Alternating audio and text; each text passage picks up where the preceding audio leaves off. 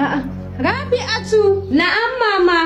Ina kanwarki kuma ta je tun safe yau da muka tashi ba ganta ba. To ni dai tun safe ta ce mun za ta je gidan su Shafi'u yawon sallah. Gidan su? Ina lillahi. Ni ma zan kika je gidan lallabawa zaki kaki sallama. Ɗakin Shafi'u zaki buga kofar shi dan Allah. Kai shi ba.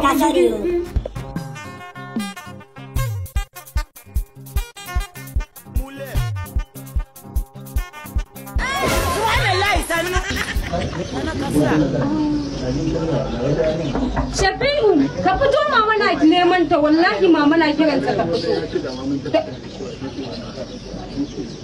Ga 100 ko? Ki ba mama barka da sallah. Mama na kira.